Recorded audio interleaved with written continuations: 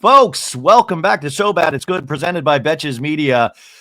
I had a rough night last night. If you're potentially watching this, I think you can see it on my face. But listen, I had to have somebody that I love with me today, somebody that I've always loved talking to, somebody that makes me happy and hopefully will make you happy as well. But we're going to do our best over this next hour to give you some pop culture stories, to be silly, to be stupid, to be all of those things to get you started on your week. You know her as the best Instagram account out there, at IG Famous by Dana. I have loved her for so many years. Let's catch up on pop culture and her. Dana Omari, welcome to the show. Back to the show. Yes, I love being here. I mean, I feel like this should be like at least a monthly thing. It is. And then the funny thing is, I will say I've checked in with Dana a couple times. Dana's always so busy on the weekends. She's always got a very full social calendar. And even today, she's going to a football game after this. Go sports, you know? Yeah. Hey, Dana, explain to the audience what sports is for the people that are uninitiated. I think it's what Taylor Swift does when she's not singing and on her jet, right? Like that's what she does.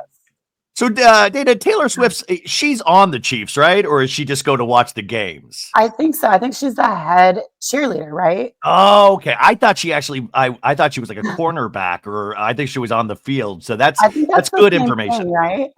Yeah. Well, speaking of Taylor Swift, I just, the Daily Mail is straight up trash, but I still am addicted to it. And I got hit with an email alert today. Taylor Swift's entourage gets into heated altercation as she arrives to watch Travis Kelce and the Chiefs. And it says there was this paparazzi photographer that was like kind of kneeling down and taking shots from that angle. Mm-hmm. And there was a heated altercation about this. And I don't know if the Daily Mail was trying to not be conspiracy-like, but I don't know if they were trying to get us to say, and I'm just going to say it, is Taylor Swift pregnant? Is Taylor Swift pregnant? Because I thought, why are they yelling at that low of an angle? And I thought, oh, is there something they don't want to see on the midsection? And I know that's horrible, and you're a woman, and tell me why that's horrible, but is there a chance Taylor Swift is pregnant? I mean, I think that there could be a chance, but honestly, it's a very unflattering angle, for one. And two, like, is she wearing a skirt or a dress? Because my first thought when you were telling me this, which by the way, I had not even heard, was, or is it like an upskirt type thing? Or like they're afraid. Oh, you're right. Where, I'm glad we brought up upskirt shots within the first 2 minutes of the podcast. Dana, I have more information. She is wearing a skirt, so that could be it. Yes. And also it's very unflattering. I mean, we took the MySpace angles from above for a reason, not below. Thank you for bringing if we could only go back to the MySpace days, if we could only go back. I will say unflattering angle. I'm at like the angle of this camera is level, and this is an unflattering. Every angle on me is an unflattering angle, but I love what you said, the upskirt thing. I think, yeah, that's what it's got to be. But do you think, well, listen, now I was saying pregnant, but maybe her and Travis are waiting for marriage to do the deed. I feel like she is that girl. I think she is like everything goes in order. There's a certain order to things. I'm really enjoying the relationship, but I'm still not convinced that it's real. Wait, Dana, you're still not convinced after all of this? Well, I mean, I guess it's only been a year, but over a year, but it feels like so much more in terms of pop culture because we've seen so much written and shown about them. But you still don't believe it? Why would they go through this much trouble? I mean, there's like a whole, Hallmark movie being made about them, basically. One of the Christmas movies.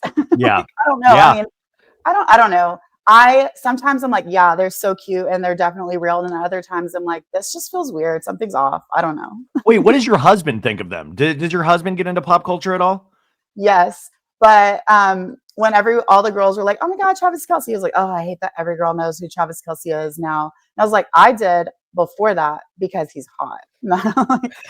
he's like, be quiet. I didn't ask you if he was hot. Come on. Right. I actually went on a brand trip with his ex-girlfriend, the really gorgeous Black girl. Oh, the one that did the podcast a couple months ago and commented on it and all week. Yeah. Wait, what brand trip did you go on? It was like a clothing brand trip, and it was like also with like shoes and a jewelry line, but it was Alana Eve, and we went to Italy. It was amazing. Oh, I saw pictures of this. I mean, that's kind of insane. Is that like a straight up fun trip, or is there a lot of pressure because it's a brand trip and you have to like promote and do posts and things like that? So I don't mind like the promoting and posting. And honestly, this brand is like a Black owned woman brand, and I love their clothes. Um, there's definitely, hey, you have to wear this, you have to show up to these call times to take these pictures. Obviously, they're doing promos. But you know, it was amazing. I would never, ever, ever complain. There were girls, there were influencers who didn't show up, who didn't come to their call times. Kayla was one of them. But she was like the most famous person on the trip, you know, and she's absolutely breathtaking in person. Like, no matter what you see like on Instagram, and you're like, oh, she's gorgeous. In real life, she's hotter. It's like really unfair. God There are definitely those has her people. favorites. I mean, there are those people that you're like, oh, they really did the filters up on like IG and stuff, and then you see them in real life, and you're like, oh no, they're just actually gorgeous. No, it's not even that I thought she had filters. It's just like she's really beautiful on Instagram, and then somehow in person even hotter. It's not fair. I don't know. That kind of, yeah. God, I don't know what God was thinking with like something. I mean, if God It exists was and then he just made some personality, people, right? yeah. I mean, which by the way, last time you were on here, we talked about Brad Pitt, and because I said, listen, guys, Brad Pitt. I mean, I like Brad Pitt a lot. You know, we'll never know what happened on the jet fully with Angelina Jolie and the kids. I mean, but at the same time, we all have to admit that in the last year, he did some major facial work that I think went amazing. Like, I was like, this guy can't help but be hot. And he, like, usually people will screw themselves up with like kind of intense, like facial, not reconstruction, but plastic surgery. And his just really nailed it. Yeah, and I even found his surgeon, Dr. Stephen Levine in New York City. Shout out, Steven. All right. Steven, what can you do for me? Let me get your No, toughest case ever, you Steven. can't even go, you can't even see him without a referral. Like someone who has been to him has to refer you. Wait, was this Right? on your account? Yeah, I mean, I mean, Brad, if you're listening, could you drop a line to Dr. Steven for me? Right. And also, can you pay for it? Yeah, well, I'll It's a talk tax about it. write-off, right?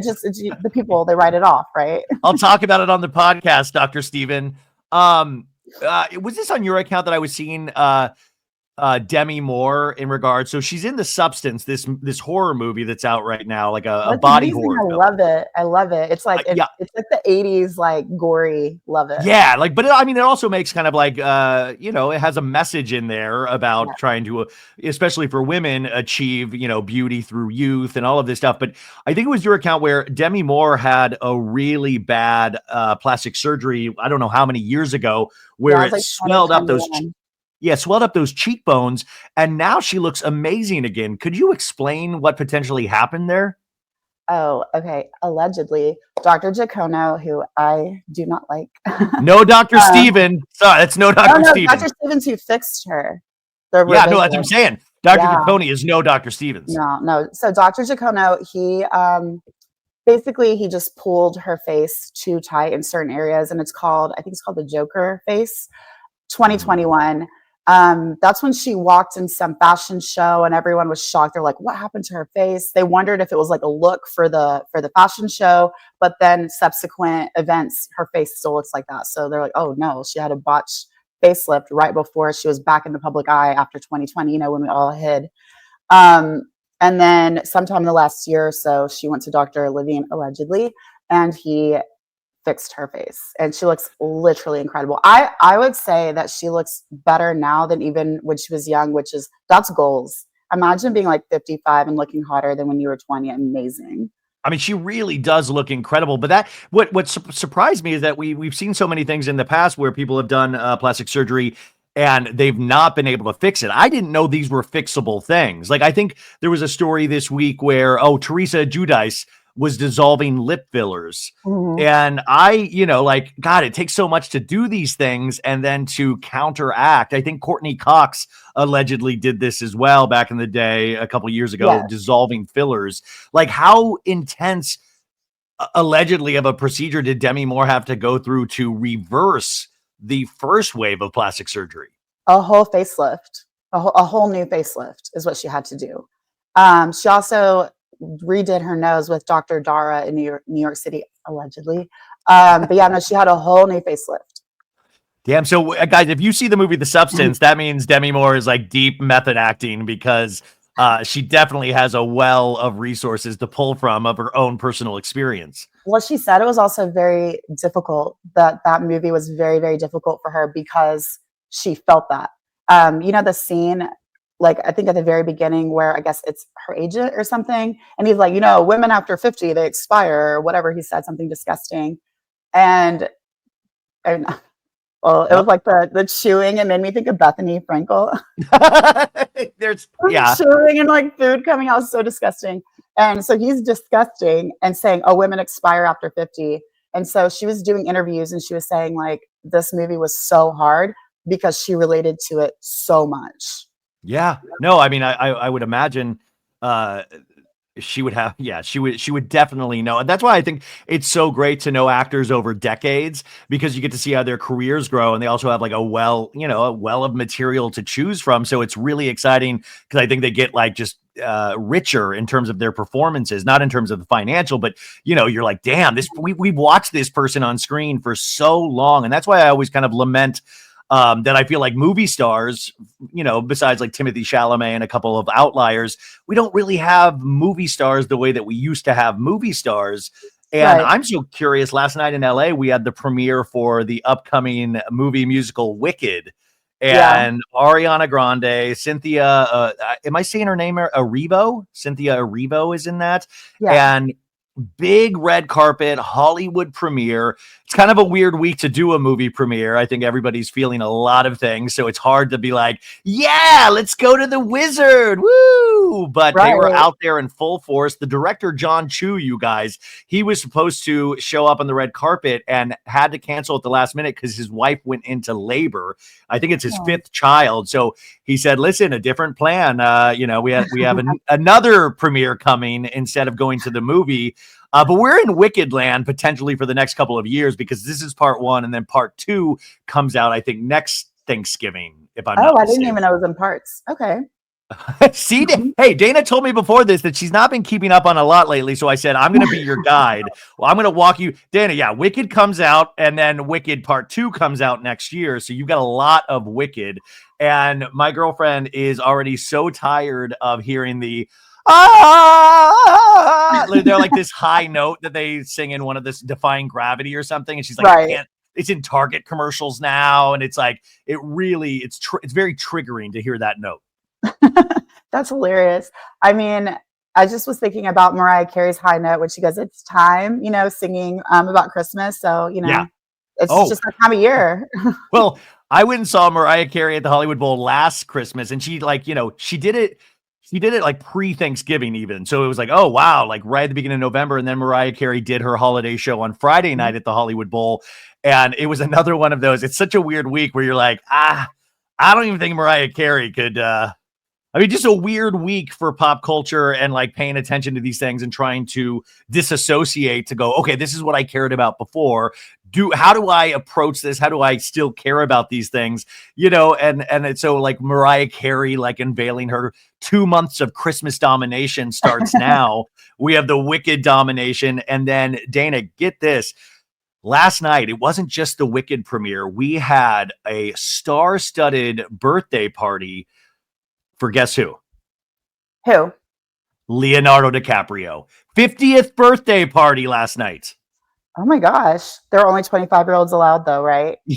He's like, only divisible of 2 will be allowed in. Leo DiCaprio is going to be 50 years old this week, which I think is shocking. And then his party included Katy Perry, Orlando Bloom, Brad Pitt, who we were just talking about, Paris Hilton, Tobey Maguire, Edward Norton, Benicio del Toro, Jamie Foxx, Bill Moore, Chuck Liddell, Chris Rock, Orlando Bloom, Steven Spielberg, Robin Thicke, Cara Delevingne, Dr. Dre, Anderson .Paak, Tyga, and his girlfriend. Brad Pitt was with his girlfriend, Ines de Ramon, and DiCaprio's dad, George, 81 years old, came out, and Stevie Wonder sang happy birthday to Leo DiCaprio last night. That's amazing. Well, my friend sang happy birthday to me, Mr. President, the Marilyn Monroe version. So I don't know. Stevie Wonder, my friend. I don't know. Well, who's your friend? No, just Britney. Oh, it's like, it's like the Britney Spears. Is that, yeah. I mean, I wish, but no. Can you believe? No, I mean, can you? so what did he do for his 50th birthday? Just Well, have so a we had party in his house? yeah, just a party into club. He loves to go to the club, and let's see if we have information on where this party was held. It was at a private home in the Hollywood Hills. Oh, nice. Do you You think couldn't even Diddy splurge sent? on a venue? No, yeah, he saved money on that. Do you think Diddy sent well wishes? I mean, is Diddy still in jail? Yeah, Like, did yeah, they let him out? yeah, Dana. Diddy No, still? I don't Wow, know. Did they Dana. on bail? No, Dana. He's tried to get bail 3 times now, and he's trying again. And now his representatives are saying, "Listen, other huge creeps have been out on bail. Why can't our creep be out on bail?" Oh, he's definitely a flight risk. Come on. I mean, Yeah, I would run away, wouldn't you? Oh, I mean, I'm shocked he didn't run away. I mean, there was conspiracy theories that his private jet, when all of this, the feds first raided his place, his private jet all of a sudden found was in Aruba or something. And they were like, oh, did he flee? But he was in Miami, I believe, at that time. So he didn't, but his plane was there for some reason. So people speculated that he was moving materials and moving hard drives and who knows, but that they opted 1,000 bottles of baby oil. That's what he left. Yeah. Yeah, he left the baby oil. He's like, take everything, leave the baby oil. This is not suspicious at all. It's fine. No, none of it's suspicious. So, I just can't believe DiCaprio's 50. If you look at it through that lens of growing up in pop culture and movie stars, I mean, he's managed to stay a working, very successful, good actor. And one of the only chinks in his armor is that he only dates 25 around that age range, right? Right. I mean, he's also starting to look like what's his face, Jack Nicholson. So maybe that's the next chink in his armor. Well, I mean, for Leo DiCaprio, yeah, here's somebody that has not done any kind of Brad Pitt, plastic surgery. I mean, and it's so funny that we give flowers for really basic things. I'm like, good for you, Leo, for not effing with your face. But at the same time, I'm like, when are you going to eff with your face, man? Is there a time? Well, I posted about him being on Ozempic, and I had followers that were like, maybe he just started working out. I was like, there's literally not a single bit of muscle on his body. And they're like, maybe it's drugs. I was like, this guy has obviously been doing coke for 40 years. Allegedly. Diet Coke, guys, the soda. I was like, obviously it's Ozempic. There's no other way he lost weight. Sorry. No, I mean, he must be on the real good Ozempic, not the off-brand. The Beverly Hills, Mounjaro, Ozempic, maybe a combination. Who knows? I love that DiCaprio is so respected in the acting community, but he also loves to club. He loves the club. He loves to have his little page boy, newsboy hat, and he loves to keep it down. So, he's so used to the paparazzi from the Titanic hysteria that he'll never give you a full shot of his face. He really always wears the mask. So for him, COVID was like, sweet, I get to wear a mask on top of my hat. That's amazing. And he seems to be really good, but you'll always get these kind of hidden camera shots in the club where he'll always just be dancing to a hip hop song, or you get him at Coachella where he's having the time of his life. And it still seems like he still seems to be able to protect his privacy in some way. Yeah, no, actually, we never know anything about him. Even his girlfriends, we know when they start dating, and then there's usually a beach shot somewhere or a yacht shot somewhere, and then they break up. But we don't know anything. We don't know how they met, why they broke up. We know nothing, right? Yeah. No, I love every year when we get Leo yachting season, because there's a 3-week period where Leo will rent some sort of yacht, and it'll be a cast of characters. It's usually his old buddies like Lucas Haas and Kevin Connolly but then I remember when Jonah Hill was good buddies with him, and he made the yacht party 2 years in a row, and I was like, good for Jonah, that good for him at the time. No, I mean, that was a very interesting and weird pairing for sure. But I don't know, what is Jonah Hill doing these days? I don't hear about him. I think he's working on his mental health. This kind of leads us into our next story, really, is because Jonah Hill, about a year and a half ago, his ex-girlfriend was like, this dude's an abuser. He posted all of these text exchanges where he seemed very kind of controlling, right? She was a model. She's a surfer. She was his surf instructor, right? Yeah. And then he wanted her to stop wearing bikinis, right? Yeah, and he kind of was very controlling, but he used the mental health angle of like, my therapist says this. And he did a documentary about his therapist that's on Netflix called Stutz, I think, or Stutz or something. And it's really interesting. And especially after you kind of read these text messages with his ex-girlfriend, because this girl seems like she had been put through the ringer by him. And that also reminds us of a story that broke this week in regards to the country singer Zack Bryan and Yes, I'm excited to talk about this. his ex. This she kept up with, and his ex-girlfriend Brianna Chickenfry. And you guys, I know a lot of you still might not know. Wait, Brianna Chickenfry, is that a real name? Yes, she is from the BFFs podcast from Barstool Sports, which is headed by Dave Portnoy, obviously, and he does this podcast with Dave Portnoy and Josh Richards. And she's been dating Zack Bryan for the last year. Now, Zack Bryan has had a string of girlfriends that a lot of them have had to sign NDAs, so couldn't speak about it. But really, it seemed like there was like he would be in a relationship and then start dating somebody while in the relationship potentially, right? Yeah. Okay. He would cheat and move on.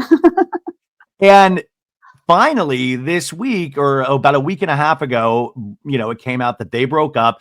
It started on TikTok where somebody found Zack Bryan's Raya profile all of a sudden out of nowhere. And this week we had Dave Portnoy and Josh Richards make a diss track called The Smallest Man, right? The Smallest Man, which is a play off of Taylor Swift's song, The Smallest Man Who Ever Lived. And we know Dave Portnoy loves Taylor Swift. And so this song got released. It got taken down almost immediately because Zack Bryan, he's very big in the music industry. So got this taken down. And then BFFs did this podcast where Brianna Chickenfry came on. And do you want to take it from here, Dana? Well, I wanted to say, do you know how he broke up with her? Didn't he just say it's over? He posted on Instagram. She yes, texts from all her friends and family, like, "Are you okay?" And she was like, "Oh my God, did my dad die? What happened?" And then she sees him post, "Oh yeah, we're broken up." That's like, what is that? Like the modern day, like Post-it breakup? Yeah, Post-it. I'm sorry, I can't. Sorry, I can't. Yeah. And then I think, she went on and said, "Hey, I'll talk about this when I'm ready." And she has talked about it now, but I think at the time they had been going through it. And they were obviously in that stage of breaking up, but they agreed not to post anything about it. And then he throws that Instagram post out there. But then, and this is where you got to be careful because TikTok will push a lot of stuff that is, I've seen made up text from people. I've seen AI. I've heard AI voices. I've heard my own voice in AI now. Like I was with my buddy last night at the concert who made a 10-minute So Bad It's Good episode where he fed 5 of my podcasts into an AI processor and sent me the audio. I didn't know what it was. I opened it. I go, "Oh, this is one of my episodes." And it was talking about Kris Jenner. And I was like, "Oh, God, I don't even remember this." And he was like, "Oh, dude, that's AI." And I got to tell you, better than the actual show I do. I was like, this is not bad. This is not a bad show. I think I would cry. And I have really tough feelings. I have really thick skin. I think I would cry. Yeah, no, it really is wild. But the Zack Bryan stuff, then people were, I think some girls posted like some DMs. I think there were some hookups, but the relationship between Brianna Chickenfry, so she went on she is on the BFFs podcast and they talked about it and revealed that his management, you guys, wanted to offer her $12 million over 3 years, offered a New York apartment, the home that they bought near her parents, I think. They had bought this together, offered the house. She had a car.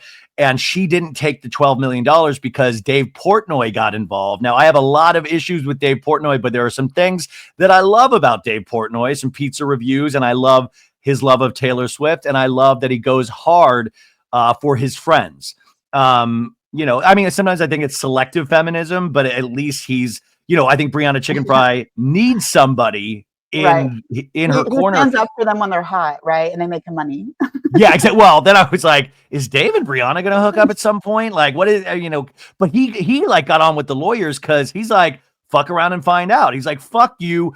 Because they kept like changing the contract they wanted her to sign. And she was going to sign it because, guys, who in their right mind would turn down $12 million? But she would not be able to talk about her own personal experience of somebody she actually loved. Okay, because she has such a huge platform and she's on Barstool. I wouldn't sign that either, because in the long run, it's worth way more than $12 million. Like, we're Well, talking about it now, right? Like, it's worth overall, oh, like the exposure, the fame. I didn't know who she was before this, by the way. Like, yeah, I've known just through podcasting and social media, and I knew that she was dating Zach Bryan, but no, not, I mean, Zack Bryan is so gross to me. I just do not even pay attention. So until this breakup happened, and she's been really like noisy, telling hilarious stories about their relationship, I didn't know who she was. I think that's worth way more than 12 million, because she's gonna get the money. She's gonna get more exposure. She's gonna get more opportunities. I mean, like maybe a book deal. Who knows? oh, 100%. And also Dave Portnoy did that, I'm sure, out of friendship and loyalty. But at the same time, Dave also knows, like they put this podcast out, it blows up. Everybody's talking about it everywhere. And I know some of you guys probably truly don't know who we're talking about, but you probably will at some point. This is how it all percolates through. So it's the chronically online to the sort of online to the not online at all to your parents. Like that's so everybody's going to know by the end of the year this story. So Dave's already been able to monetize. He said he has not given Brianna Chickenfry any money for this, like given any money, but I'm sure she shares in the wealth of that podcast doing well. But it is wild because Dave has his foot on Zach Bryan's neck. And Zach Bryan, what do you predict in the next 10 days? Because I predict he'll go to rehab. He thinks, I mean, there are a lot of rumors about his substance abuse, but I don't know. I think he's going to lean into it. And I think he's going to maybe do the God route. Maybe he like recommitted to his religion, recommitted to Christ, especially the season. That's what I think might happen. Well, I don't think and also I don't think he thinks he has a drug or alcohol problem, but I think he'll do rehab because usually management will want to give the public a sign that this person, their artist, is taking something seriously, that, hey, I understand the gravity of this situation because now everybody's flooding in with stories. Right. And then he posted Zach Bryan on his IG. This is so funny. It's like we're all adults, but like we never escape high school ever. Is that he posted when this diss track was about to come out, he posted like that, hey, I just visited my mom's grave for the first time. And I told her about this crazy year and about all my friends in New York and how we howled at the moon. And, it was like this very sweet where you'd read it. And if you didn't know about the Brianna Chickenfry, you'd be like, I love this guy. This is really like solid stuff. Solid. So that is potentially something, but there are so many little stories because Brianna Chickenfry now, it's all no holds barred, where she says some of his band hates him, that he got weird with like so many things. He hated that she liked Morgan Wallen's song. Yeah, no, that was my favorite story. So she said she had that song stuck in my head. What was it, Last Night? Yeah, Last Night. Yeah. We let the whiskey do the talking or something like that. He's from my hometown. He actually dated one of my sister's best friend, and then the girl, his baby mother, went to my high school. So like it's basically incestuous. Knoxville, star-studded. Wow. Right? I know. From South Knoxville, Tennessee. She said she was stuck in her head and she was singing it, I think. I don't even think she played it. I think she was singing it. And he was like, not you bringing another man's song into my house. I was like, sir. Yeah, no. I'm not allowed to play any music, can't sing anything. Does he only listen to his own music? That's probably. Yeah, and listen, I mean, you have to look at the other side. Like, this doesn't excuse any behavior, but the rise in popularity of fame and people like him or people like Chappell Roan, it really does mess with you. And I'm sure it's very isolating when everybody wants a piece of you and all of a sudden you're king shit. I mean, this is a guy that was in our military that was like doing songs on a ship, like posted some songs on YouTube, and like now he is where he is. And you guys, just so you know, is this Justin Bieber? What's that? Yeah, he says, where's Scooter Braun found him? No, somebody said, I don't know that guy. He's not like Taylor and Beyonce, but in a sense, you guys, he is. He sells out stadiums, arenas. Yeah, in the country music world, he is huge. And he's kind of alternative rodeo or something here. I don't know. I don't pay attention to him because he, like I said, he grosses me out. There's just something about him that gives me the ick. His lyrics, his music lyrics are like, I suck. I'm a terrible boyfriend. All I do is get drunk and get high. You know what I mean? Like even his lyrics. I mean, well, I mean, people, and I think we see this in so many examples.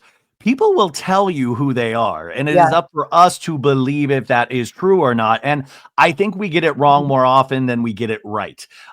So take that for whatever you want. But the guy is I think a talented musician. The Of interesting course. thing we'll see when you have such a machine going on with like music and making people money, you want to protect that machine. And that's why that $12 million was offered out. Right. And we'll see what happens, because at the end of the day, too, I will also say another thing that I've learned over, my time on this earth is that people don't care. They care, but sometimes it's performative and sometimes it's girl power. But at the end of the day, this guy will still be selling out arenas, still selling out. Like, he immediately put out a track the other day to combat this. And his track, what is his track called? It's High Road. It's called High Road. So like taking the high road, which is just high road. And he released it on the same day as one of his bandmates had finally a solo song out, you guys. And his bandmate released it on the same, and Zach Bryan knew this was happening. And then Zach Bryan released his new single, like, spur of the moment on the day his bandmate released his, just a band guy trying to do his like solo stuff. And I thought that was shitty. There are so many shitty things, but Dave Portnoy, he has not let up. And when Dave Portnoy finds a bit, he runs it into the ground. So I think we're just in the beginning of this thing. Right. A dog with a bone, right? That's who Dave is. No. First of all, him releasing a song, I didn't know this, releasing a song with the same day as his bandmate, insane. First of all, yeah, for him to have a song called High Road, also insane. I mean, maybe, I don't know, maybe. But no, I really do think he's going to go the church God route. Like, first of all, country music, that's his people. He's speaking to Southern Baptists mainly. Yeah. And then with him talking about the high road, especially, I didn't know the story about him visiting his mother's grave. I think he's going to go, I recommitted to my faith. I've been going to church. I think he's going to do that, which also Justin Bieber did that with that like culty. Oh yeah. What was that church called? Was it Fellowship? Well, God, we did so many stories about something. Yeah. Something. Yeah. Cause even Jax Taylor visited that place. It was like a big Jax celebrity church. Well, back in the day. Well, Jax, by the way, Jax is a fascinating individual for so many reasons, but I love when because Jax will always, sometimes he used to, he would post the purple cross emoji that I always loved. Yeah. He would be like, give it up to the Lord, purple cross emoji. And then he would call some 13-year-old girl ugly online. And I'd be like, nice. Just like God, just like Jesus did. Amazing. Very Christ-like. That's what he did. Well, to put a little pin in the Brianna stuff, though, there are just more details about this because she had like a broken nose during this year. There was a car accident. There were a lot of things. And also her podcast partner for Plan Bree, which is another podcast she does with Grace O'Malley, her friend since she was a child. And they have this podcast together. There's a lot of speculation that Bree and Grace have not been doing well this past year, and it's because of Zach Bryan. And now there is a story she told on this podcast where they were all sitting out on the back of this, new house that he had bought them near her parents. There's a fire going, and he got really hammered and started throwing insults. I guess he's like a big jabber, like just throwing out jabs. And he was yelling at somebody, and she didn't specify who, saying, "You're never going to fucking make it. You're riding coattails. You're a loser. You're untalented." And now people have taken that to mean she's, he was talking about Grace O'Malley. Oh, wow. No, again, I did not hear that story, but could it also be one of his bandmates? It could be. I mean, listen, it could be he just went through like the line of people around the fire and she went to bed. Untalented. You guys all serve me. Pick up a guitar off me. Come on. You only know how to play guitar because of me. God, could you? When you start thinking you're king shit, it's really hard.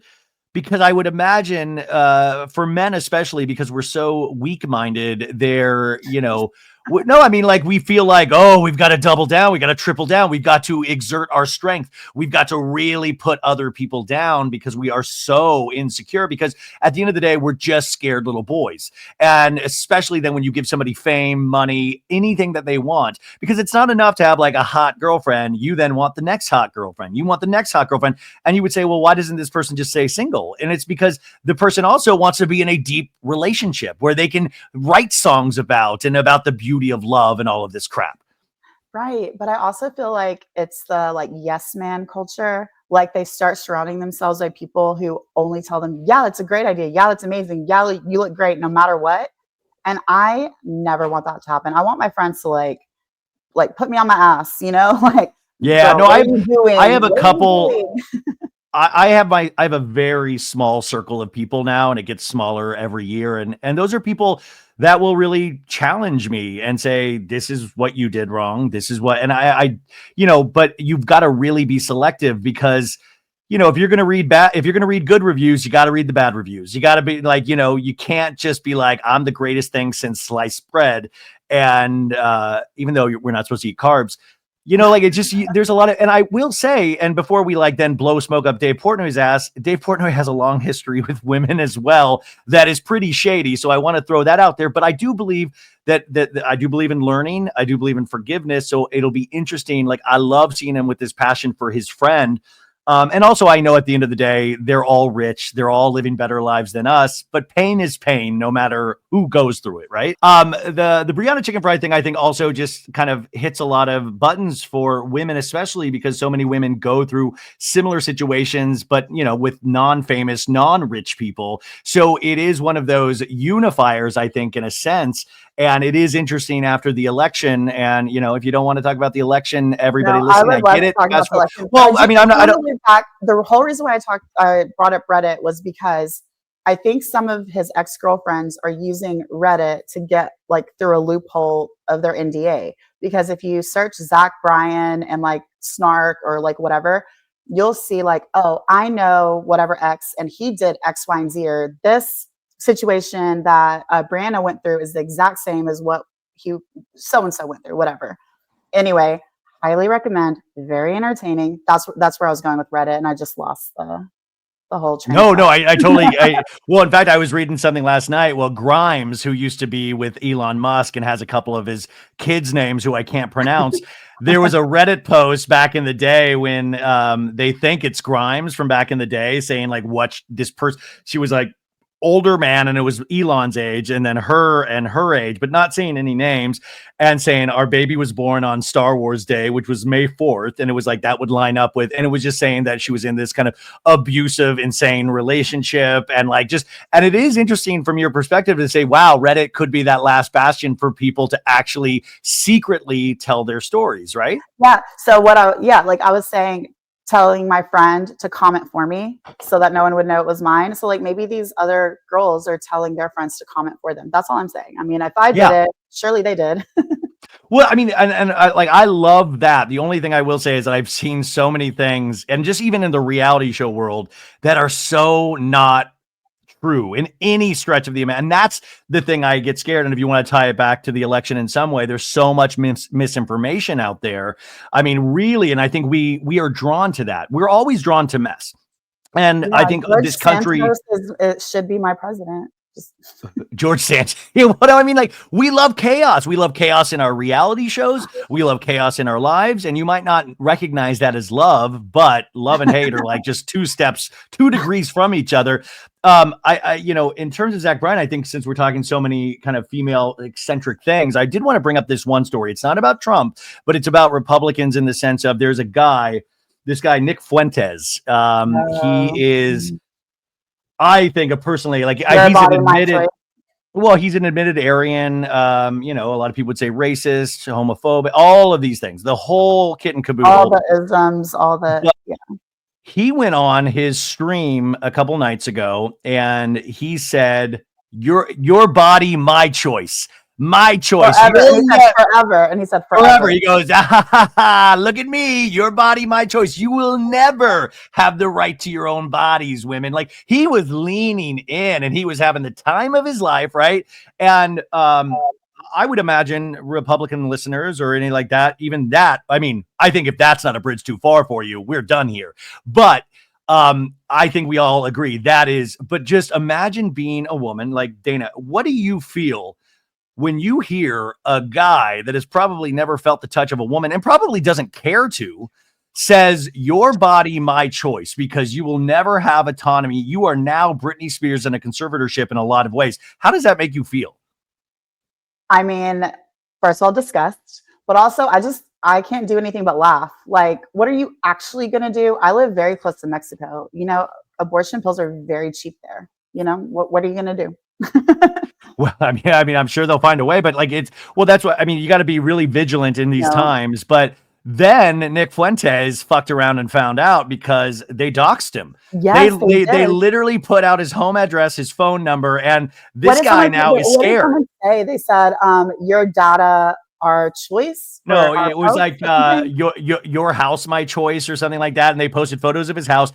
And this guy all of a sudden canceled his stream for that night and said, "I'm very tired. I have to go to bed." He seemed very scared. He blurred out his house on like Google Maps. He should be. I mean, well, listen, like that kind of hateful rhetoric, I think, you know, we're so used to WWE wrestling and stuff that's just become the norm. And I'm begging everybody out there, no matter where you are at on the political spectrum, the hateful rhetoric, hateful rhetoric should be saved for reality TV. You know, like, I mean, you should never, I mean, I think if there's one thing in common in this episode, it's like, man, women should be the most powerful voting bloc out there, and protect your rights, be vigilant, and don't let people talk down to you in a relationship or even just in the government, you know?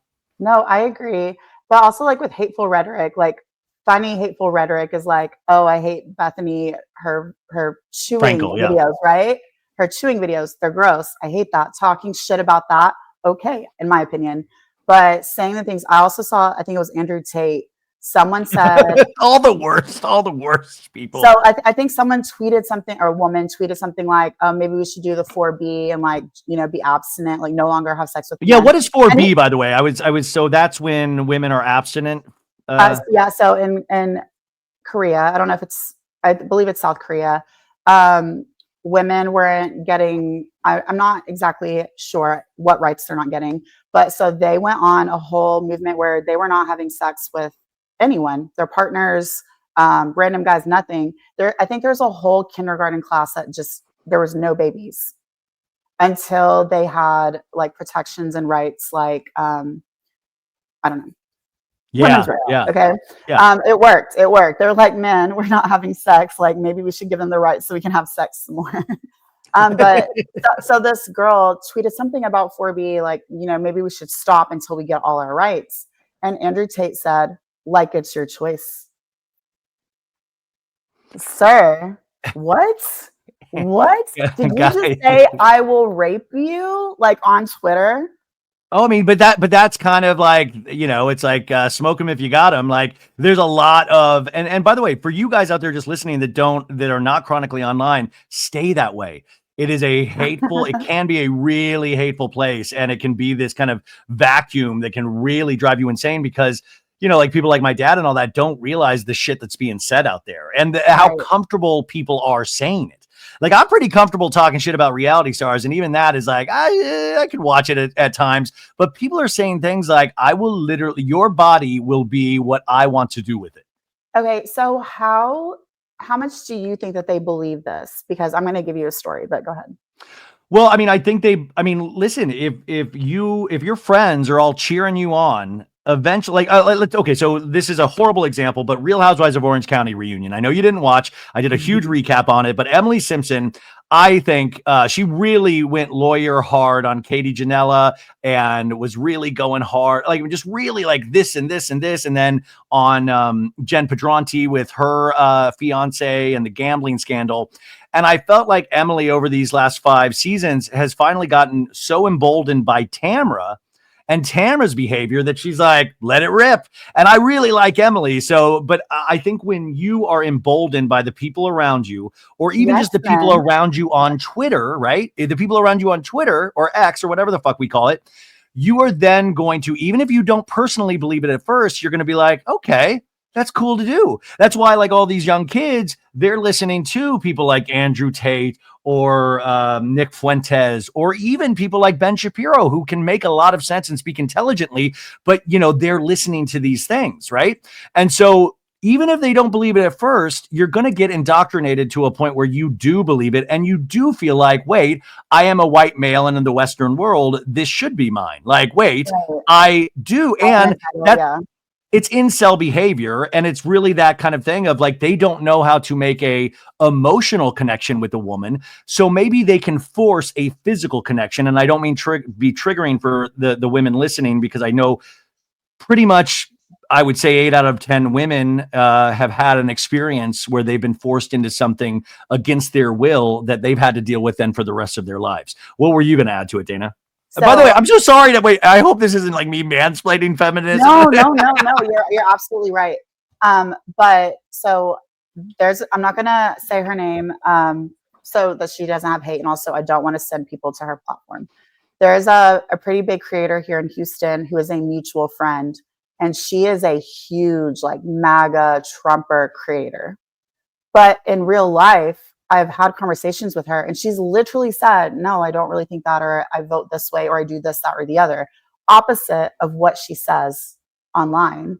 And it floored me. So now I'm like, how many of these people are just saying things? She's like, I know, performative, gets views, gets clicks.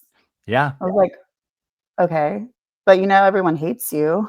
She's like, they're clicking. Well, that's all that matters. I mean, but don't we see that so much even with our reality stars now, that there used to be a thing where you wanted to be liked and popular that way, but now it almost is just the same to be hated, because you still get the same revenue. You still get the same, you see it even with podcasters, which I think is sometimes the stupidest thing. Like, I would rather bang my head into a toaster oven 80 times and get into a fight with another podcaster. But you see these things start, like, it creates this little buzz. I mean, we just did a whole story on Dave Portnoy and his podcast, bringing this real life scenario onto the show, when I would rather comment about pop culture. Or even, by the way, like we talked, I had a guest on Emily D. Baker, where we were talking about true crime and the intersection of pop culture. The same thing with politics.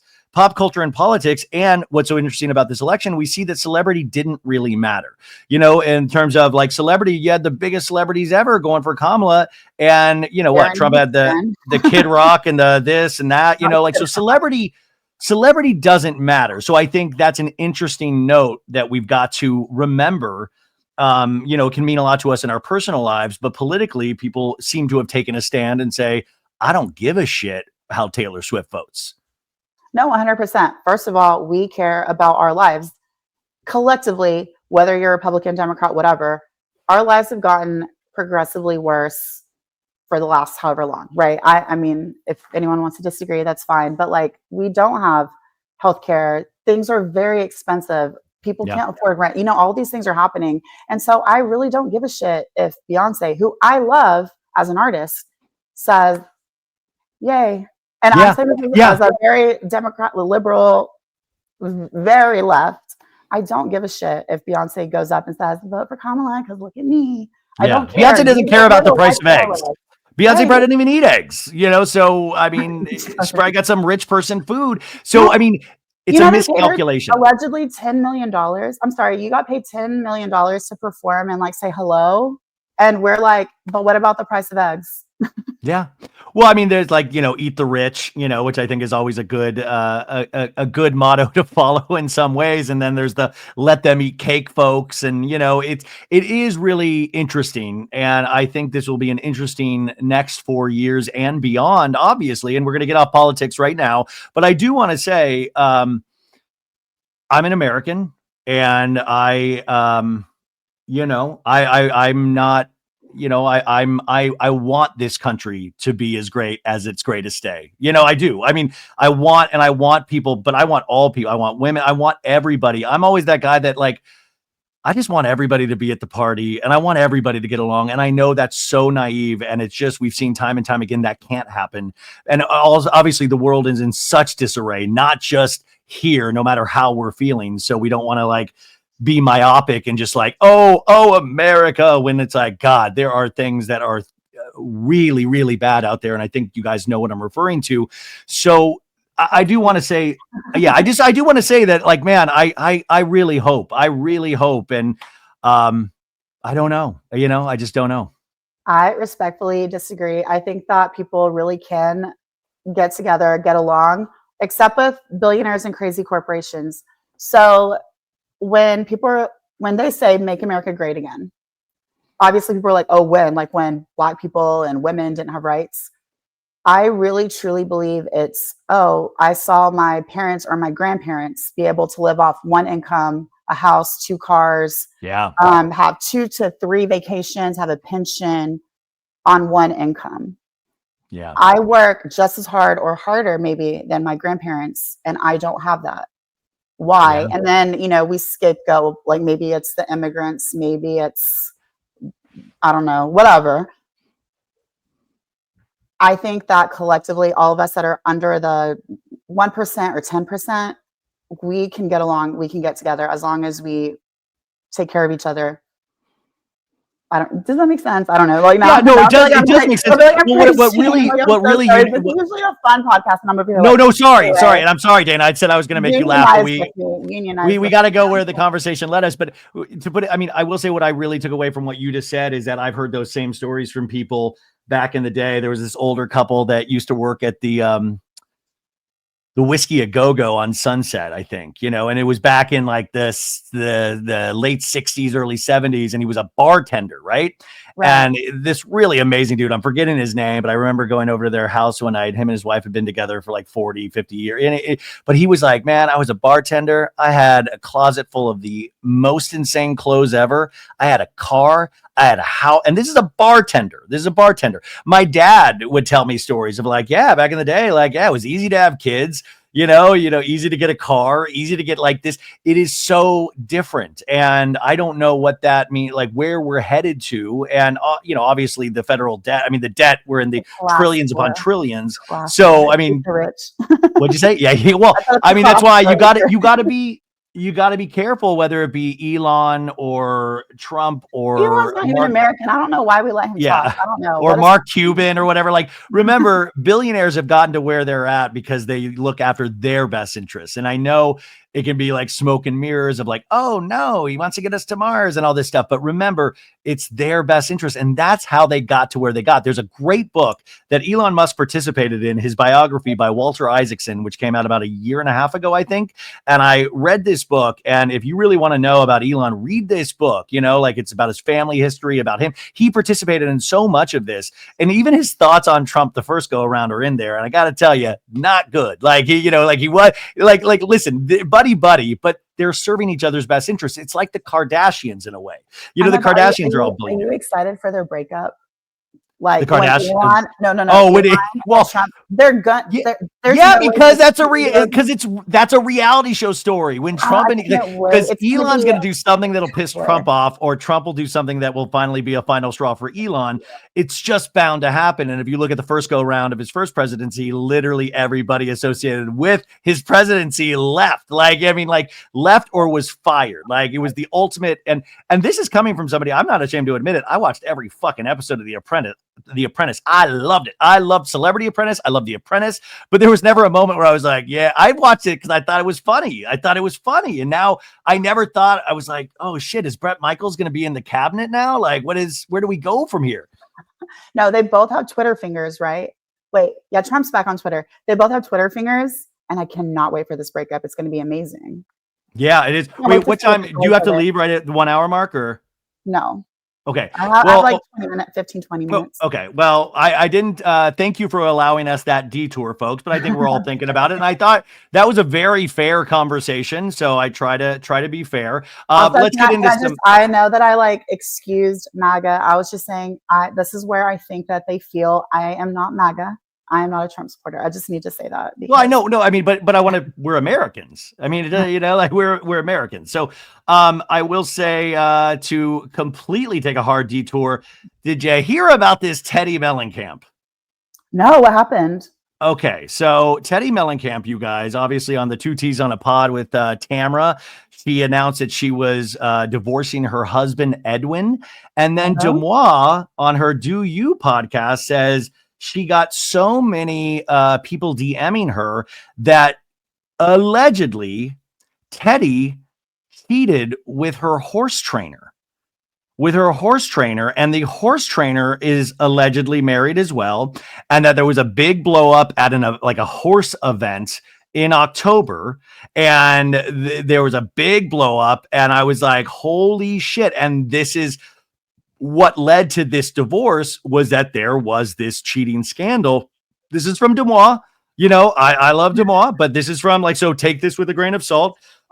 Teddy has not commented on this. I think she did an Instagram post and she talked a little bit about it on her podcast. Hey, what is she gonna say? Yeah, I cheated with my horse trainer. She's not gonna say that. Yeah. Hey guys, hey, Demois nailed it. I'm in love with my horse. And then I was trying to think of other people in the horse world, and I was like, isn't Lisa Vanderpump a big horse girl? Like, what if Lisa set Teddy up? I'm like, I was going to get you back, Teddy. I finally got you back. I'm dying. Okay, so I'm coming into this ignorant, most voters. We just come in and we just vote. One of my best friends, she was huge in the horse world, and it is definitely very incestuous. There is a lot of hookups. It's like a restaurant. You know how all the servers always like Vanderpump. Yeah, that's exactly what the horse world is. So it does not surprise me at all that she maybe cheated with her horse trainer. That's crazy. No. I mean, it doesn't surprise. I mean, and I think when you're in that world and you're success, I mean, there are so many variables. I mean, you guys all have relationships. They're hard. It's hard. Mm-hmm. And then you add low level celebrity and all of that. I mean, I wasn't even aware really of the horse world. Shocking. So I'm like, I love that there's a horse world scandal. That's very exciting. Are you kidding me? Bella? Yeah, but Dana, you are, this is where I miss it completely. It's a huge blind spot. It's fashion, when women talk about fashion or makeup or I just I just tune out. I'm like, I just don't hear anything. And then I'm like, I shop at Old Navy. I don't wear makeup. I mean, I don't take care of myself. So before I'm like, yeah. I know fall fashions in huge Gap, at least the Gap. Okay, I don't know. Oh well, by the way, Old Navy and the Gap, and Banana Republic, they're all the same company. So I love that you'll see better versions of Old Navy at the Gap, and then Banana Republic, slightly better versions of the Gap clothes at Banana Republic. It's I love that the hierarchy of right. Of the but fashion. You don't have those $2 flip flops at Banana Republic. No, I do not yet. I would take them. I would. I'm going to be on Sheena Shay's podcast tomorrow. I have to record it. And Sheena has gotten herself into some trouble this weekend, I think, because on her last podcast, she told a story regarding Jax Taylor and that she was at their children's school. They all have children now, and it's great for content. And I know they love their kids and all that stuff, but said she saw Jax. Randall Emmett was at the school too, because Lala, Ocean goes there. And that she saw Jax and Randall hug and shoot the shit. And Jax was talking about, my new truck's getting delivered and this and that. And she was like, that's just weird. And Brock was chiming in and going hey, it's weird because doesn't he owe him money? That's my Brock. But Jax went after Randall for owing $75,000 that he gave Randall for a movie that he never got back. And so they were saying it's just really weird then to see this guy hugging him at the children's school. And then Jax said, this is just, I love this kind of back and forth. I mean, just roll already on one of these seasons because you need to do it. I'm trying to find the post, but he immediately commented or made a Instagram story where he said, oh my God, open the schools. I can't find this at all, but it was literally I think it's sad that these two will do anything for content and to use kids and blah, blah, blah. And so Jax went in there immediately and said this. Where it hurts. Well, I mean, but also, I mean, I see both sides, but I also, it's so funny because Jax will talk out of two sides of his mouth, because how many times have we seen Jax reveal things that he shouldn't reveal and use it as content for his podcast or the show or anything like that, right? Right. No, 100%. And also watching him fangirl over Randall, I feel like he would give him money and be like, okay, am I your favorite? Am I your favorite of the Am I your number one guy? Well, remember back in the day when it was like really like bad? I remember like that was right like at the beginning of COVID. Like he was so hard. Oh, he loved Randall's. I remember making a Tiger King meme of Randall and Jax, and like Randall was the Tiger King, and Jax was one of the Tiger King's husbands. And I just remember that really like he loved Randall. So when that thing went south, it was really kind of wild and sad to watch in a sense. But I guess they're okay. So I finally found maybe you paid him back. Well, I don't. Yeah. Well, this is what Jax wrote. Imagine having absolutely no content for your podcast, so you have to stoop as Well, he meant to write stoop as low, but he wrote stoop as slow as to talk about your friend's personal life and private moments at your child's school. Anything for a click or a buck with these two. Very sad. Jax put. They all do that though. Literally all of them. Yes, that's what I'm saying. Like, otherwise it'd be Real Housewives of Beverly Hills where they don't talk about anything. Well, to our point earlier, this just drives engagement. Like we're talking about it. People are like making posts about it. People are doing that. And I will say, like, Sheena gets a lot of shit, but Sheena knows how to get people talking. Like she knows how to and I don't think she even is. I think it's so ingrained in Sheena. And I mean, it is. No, I don't think it's intentional. I mean, I think some things are intentional, but I don't think it's intentional. I think that's just how she is. By the way, when you see her, you're going tomorrow. Yeah. Tell her I love her. And yesterday I was watching my friend like scroll through shout out to Rosa, scroll through all the people whose locations are shared with her. She was just scrolling there. It was like scrolling. I was like, oh my God, this is Sheena. I was like, I have a Sheena. Also, I do share my location with her. So now I don't know how to feel about that. Yeah, because remember, Sheena has all her friends' locations in her phone. Watches it for fun. And I was like, oh my God, I have my own Sheena. Like watching her scroll, I was like, wait, like 50 people shared their location. She's like, I never asked. It's classic Sheena doing that. But yeah, I mean, they all do this kind of stuff. So whereas like I understand what Jax's point is, it kind of is moot because they all do the same thing. And also, if you listen to the podcast, Sheena was also saying, well, listen, they're trying to figure it out with it. Because then Brock went on to talk about Britney and like it's a little like, it's a little weird with Britney and Jax's relationship. It seems like she's really not taking a firm stand or something of that nature. So I when Sheena was like, oh, are we good? And I texted her, I said, hey, can we talk about this Jax, firing back at you? And she was like, haha, just woke up and saw it. Yes, we can. So I'm excited to get into that. Jax, if you're listening, what's up, bud? No, I love Sheena. Please tell her I said she you've been on her podcast, haven't you? No, I should go on her podcast. She would love to talk to you. I mean, she really, she does manage to get one or two like really good pull clips from each episode. And I think just doing what I do, I don't go for that. So I'm always admiring people that manage to get that pull clip.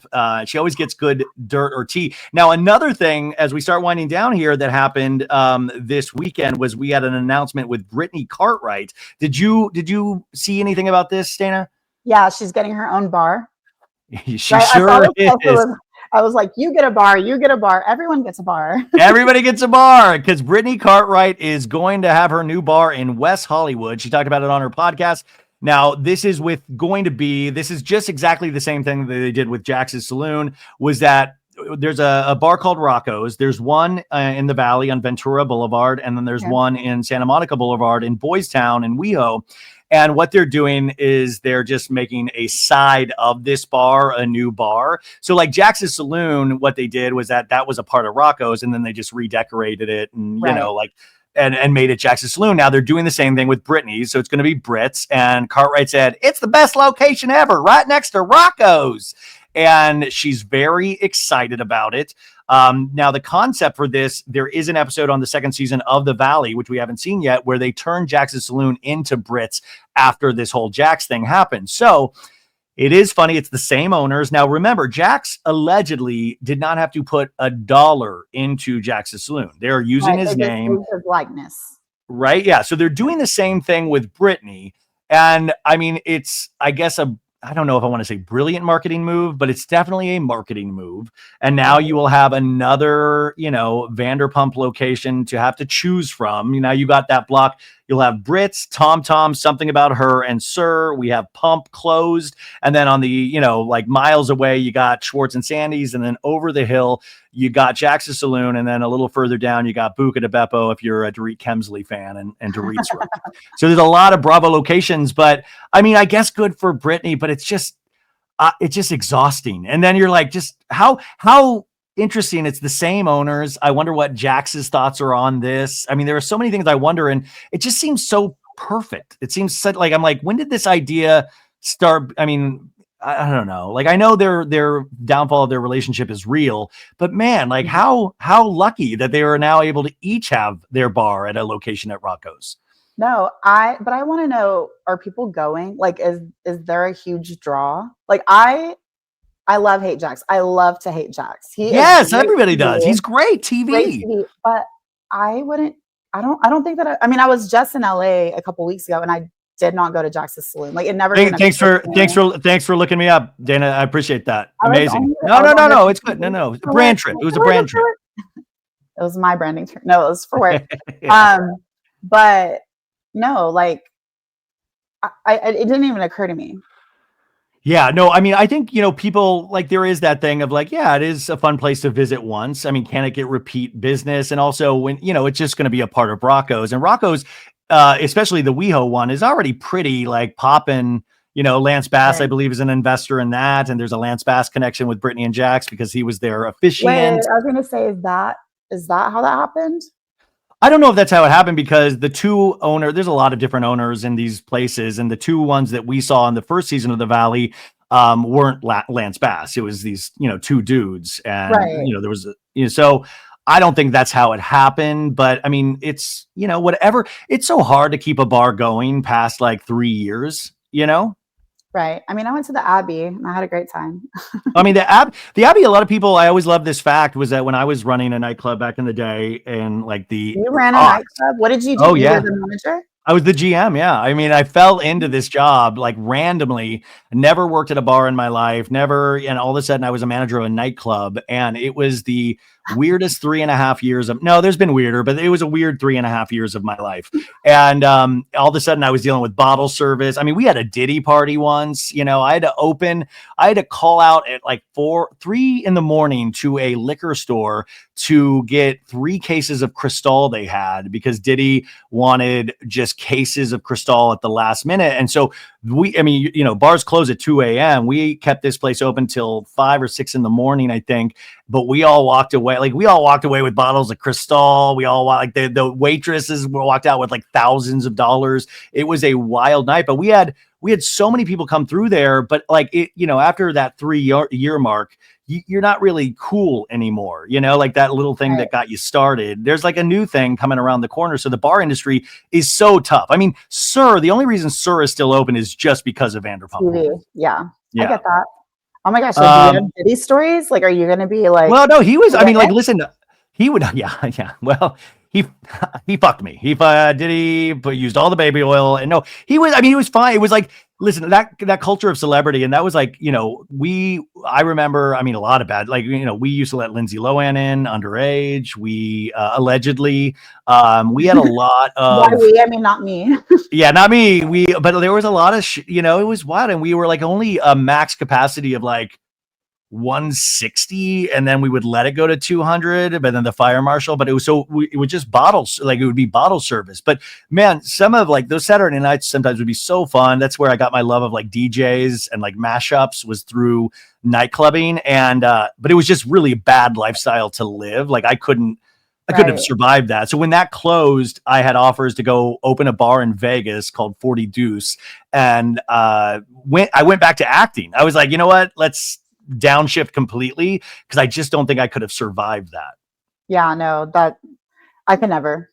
I like my sleep. If I go out one night, I'm like, okay, I'm done. Oh, Dana, the last 3 nights I've done things and I don't do things anymore, and I'm exhausted. Like one of the nights we went over to my friends with the kids, and that was amazing and very peaceful. And I mean, still a lot of energy, well, I mean, compared to a concert, like I went to a concert on Thursday night and a concert on Saturday night. So I am wiped.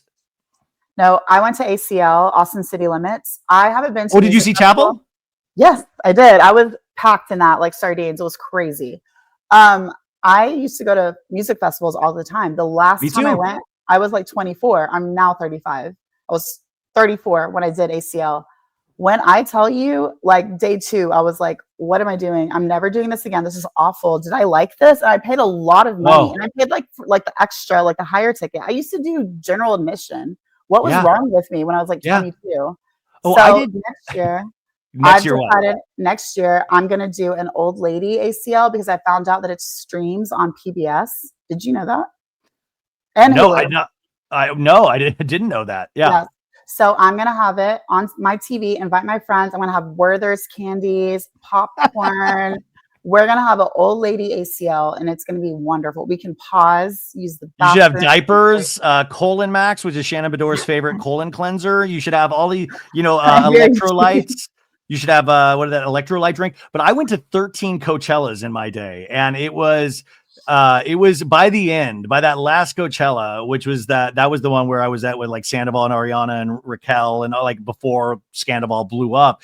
And that was, I mean, just talk about feeling your age. And I love live. I mean, like, I love it, but my knees don't love it. My neck is not loving it right now. And, so speaking about the substance, to put a go back circular, I want the substance for men where I can just go get a younger body, take care of my knees better, and go to these festivals. But we do Couchchella now because they have Coachella on YouTube.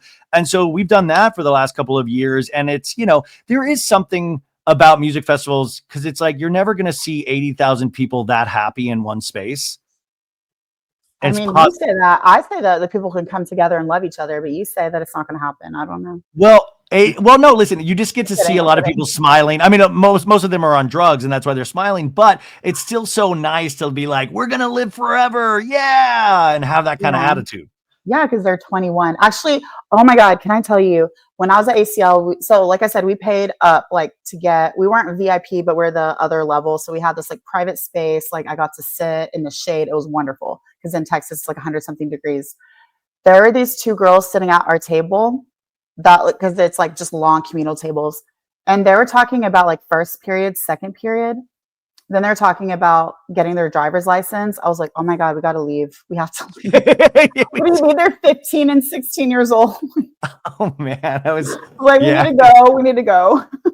Yeah, it is weird. Like you'll watch young people and you'll get wistful and then angry. I know. They're like second period. Like, oh my God, like blah, blah, blah. I was like, second period. What? I haven't heard about this in almost 20 years. I was talking to my niece and nephew about getting up at like 6:30 in the morning to get to school by 7:30. And I'm just like, oh my God, it's wild. Chappell Roan, this is our last thing, was she, Grammy nominations were this week. She was nominated for a bunch of Grammys, but then this weekend, it was announced that Chappell Roan has left her manager. She has left her management, which I think is really interesting.